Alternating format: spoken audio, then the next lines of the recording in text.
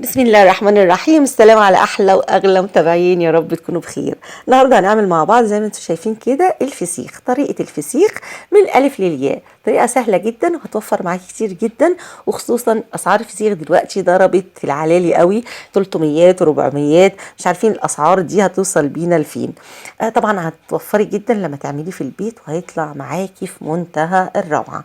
طريقه ناجحه جدا وانا مجرباها اكتر من مره، هتطلع جميله جدا معاكي. تعالي نشوف هيتعمل ازاي. انا جايبه هنا 3 سمكات بوري. الثلاثه دول عاملين 2 كيلو ونص، يعني سمك حجمه كبير جدا.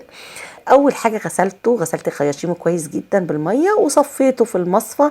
قعد يجي ساعتين كده في الهواء، وبعد ما اتصفى الدم خالص منه بدات احط المناديل اللي انتوا شايفينها. يعني هنا كنت غسلته وسبته في الهواء كده لغايه ما صفى دمه كله. هنحط بقى المناديل كده في الخياشيم وفي بقه، علشان برضو المناديل بتسحب برضو بتسحب الدم اللي بيبقى جواه. هنحط المناديل برضو وهنحطه في المصفى زي ما انتم شايفين كده في الوضع اللي انا حاطاه، وهتحطيه في اي مكان فيه هواء، بس يعني بعيد بقى عن اي حشرات او اي هاموش او اي كده حاجه نظيفه. تحطيها في مكان نظيف فيه هواء. بعد ما يجمد معاكي كده وتلاقيه زي الخشبه كده في ايدك، هتمسكيه وتعفصيه كده زي ما انت شايفه كده. شايفاني انا عاملاه بعفصه ازاي؟ تعفصي في اللحم بتاعه لغايه ما يطرى معاكي، وتحسي ان اللحم اتفصل عن الشوكه بتاعته.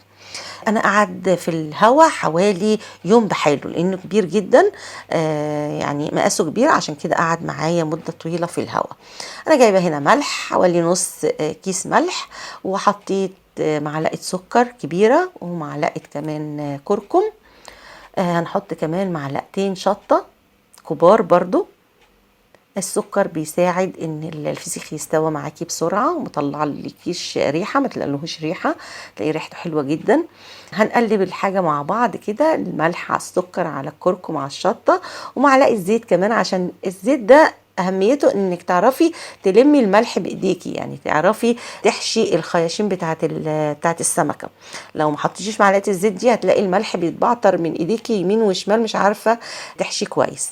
الزيت ده بيلم لك فايدته، يعني بيلم الملح معاكي.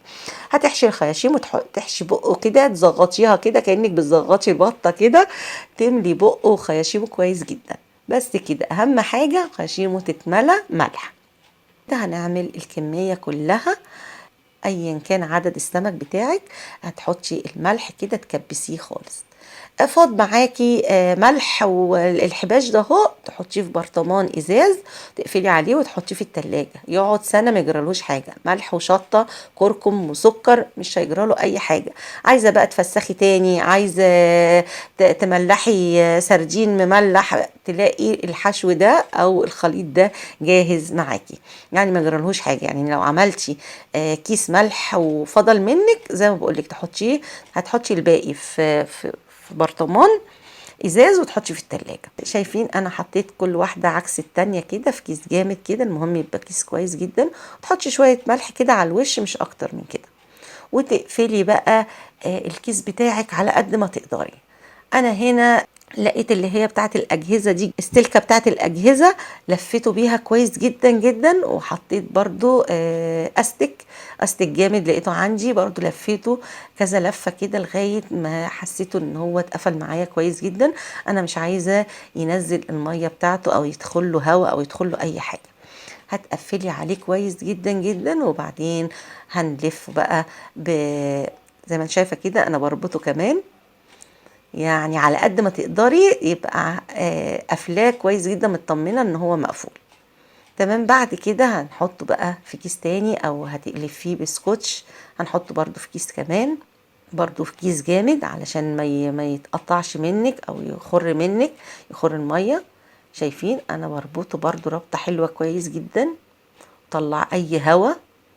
انا مش عايزاه يبقى فيه اي نفس حاجه تدخله، او هوا مثلا يدخله.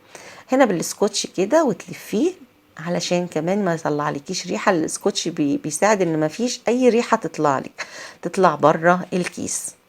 يعني هتحطيه في مطبخك كانك مش حاطه اي حاجه في مطبخك، يعني مش هتحسي بريحه الفسيخ دي خالص.